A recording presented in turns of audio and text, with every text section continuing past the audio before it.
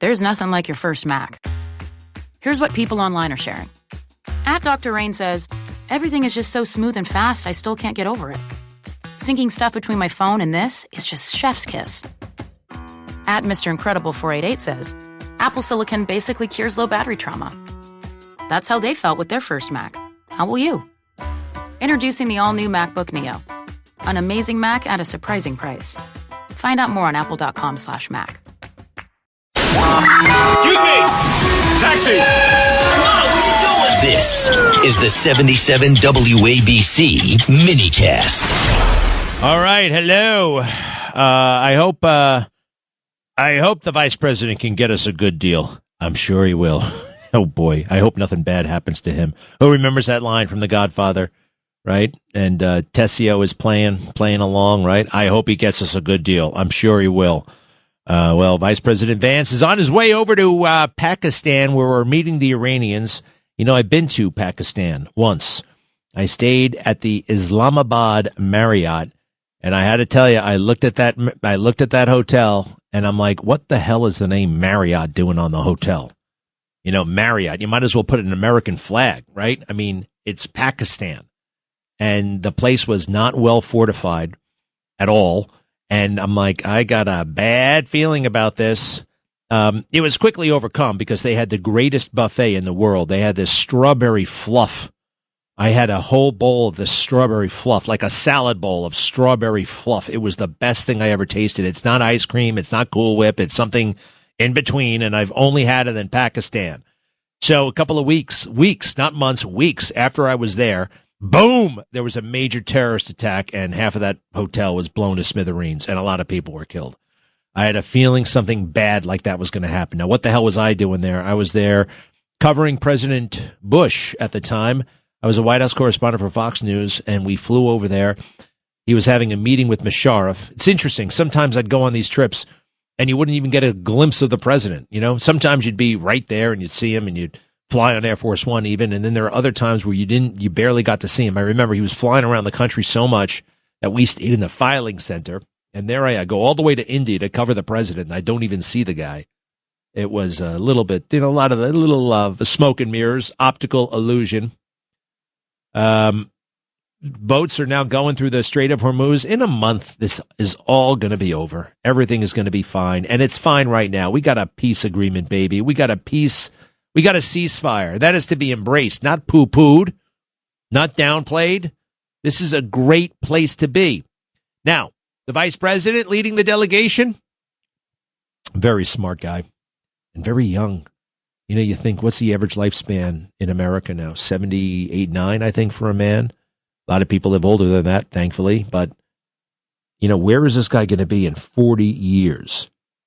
So if he were Richard Nixon became vice president at the age of 40, basically the same exact age as Vance here. And that was in 1952. So, and 24 years later, you know, Nixon was president of the United States and still a major. So for decades to come, J.D. Vance may be a figure that we're living with and, you know, going to have a massive impact on this country. So I want to hear him just before he gets on his airplane to go to Pakistan, as some say. Pakistan, I say Pakistan. You know what the pilots call it? The stands. Kurdistan, Pakistan, Afghanistan, that's what, Uzbekistan. I think there are a few more stands. Hit it, Vice President Vance from this morning. Hey guys, good morning. Thanks for coming. Look, we're looking forward to the negotiation. I think it's going to be positive. We'll of course see. As the President of the United States said, if the Iranians are willing to negotiate in good faith, we're certainly willing to extend the open hand. If they're going to try to play us, then they're going to find that the negotiating team is not that receptive. So we're going to try to have a positive negotiation. The President has gave us some pretty clear guidelines, and we're going to see. So I hope you guys have a safe flight. We'll certainly take some questions later on, but for now, let's get on the plane and hit the road. Thanks. All right. Safe trip. It's a long trip. It's a long trip. I can't remember where we stopped, but we stopped on the way there. A couple of messages from President Trump. The Iranians don't seem to realize they have no cards other than a short-term extortion of the world by using international waterways. The only reason they are alive today is to negotiate. President Donald J. Trump. Then he says the Iranians are better at handling the fake news media and public relations than they are at fighting President Donald J. Trump. Palantir Technologies has proven to have great warfighting capabilities and equipment. Just ask our enemies. President Donald J. Trump. World's most powerful reset, he called it. Trump, this is a good one, and there might be something here. Trump upends China's lucrative sanctioned oil import scheme after Iran and Venezuela interventions. And I've heard murmurs about this for a while, but our friends at Just the News kind of put it in beautiful perspective. And for years, China relied on exploiting U.S. sanctions to import steeply discounted oil from pariah states like Iran and Venezuela to fuel its economy and military buildup. Now, President Donald Trump interventions against both Caracas and Tehran have upended this lucrative arrangement. China is suddenly confronted with a very different strategic calculus ahead of a key meeting with the American president in Beijing, tentatively scheduled for next month. I think it's really China that all of this is centered on, a grand strategic calculus, said Brent Sadler of the Heritage Foundation. Now, I've heard this before, and I pretty much dismissed it because, well, I just don't think it's as complicated, but maybe it is, or nuanced, or there's another agenda, a hidden one. Before the Venezuela operation at Christmas last year, China was the beneficiary of a lot of cheap oil in terms of trade that it dictated. Now, over 20% of its oil that it imports, it's going to have to pay a fair market price, greatly higher than what it did before, Sadler said. And, oh, by the way, their foe in D.C. is the one that controls it. Sadler said that these moves deliver a strong message to China ahead of the likely summit between Chinese President Xi and his American counterpart. Before the military operation against Iran and the capture of the Venezuelan dictator Nicolas Maduro earlier this year, China had exploited U.S. oil sanctions against both Iran and Venezuela to fill its strategic. This is so interesting. Could this have been the agenda?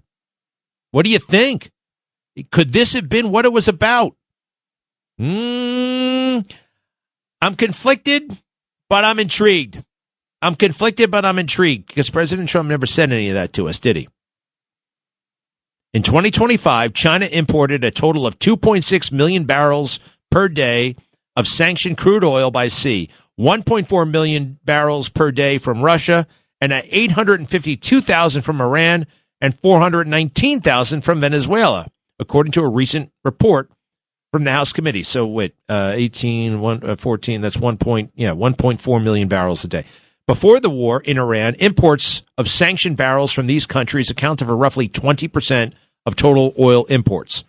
China was able to obtain oil from these countries, all of which were under U.S. sanctions for various reasons, ranging from the Russia invasion of Ukraine to Iran's illicit nuclear program, at a steeply discounted price.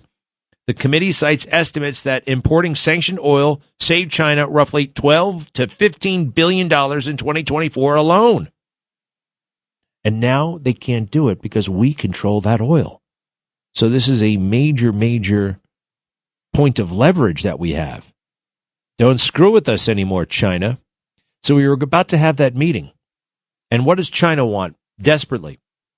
Taiwan, now more than ever. There was like a growing consensus that China is going to move on Taiwan. But now, and what would that mean for us? It would totally screw us over because they have all those chips, all those Intel super duper AI chips. We don't make any of them anymore. They're all in Taiwan. And China is convinced that Taiwan is their country. And we, oh, by the way, are wishy-washy about it. We're always kind of wishy-washy about it, at least in public. These Artemis guys are having a great time in space, aren't they?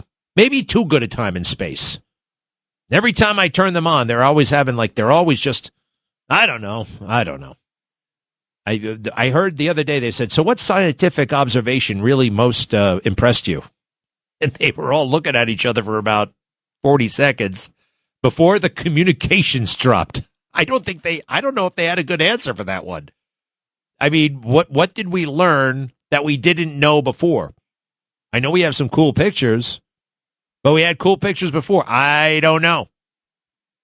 Have you seen any of the press conferences? The press conferences are cool. I like them all. I like that they're having fun. There's nothing wrong with that. But at the same time, it's just highlighting to me they're coming down in a space capsule, just like they had in Apollo 11 54 years ago. And 54 years before that, we had little dinky biplanes that you couldn't really fly much of anywhere. We had World War I fighters. That's it. Joe Biden really was the worst president and the worst man. Really a terrible guy. The way he let people in this country, what was that all about? What would be the possible motivation? Hey, marketers, listen up. Before this, there was this. Our voice. It's how we shared knowledge, build communities. Well, guess what? Voice is back. That's why Spotify Advertising has published a new report, The Sound On Era, because audio moves culture forward. And if your brand wants to be heard, you need a Sound On strategy. Go to ads.spotify.com to download The Sound On Era and turn up the volume on your business.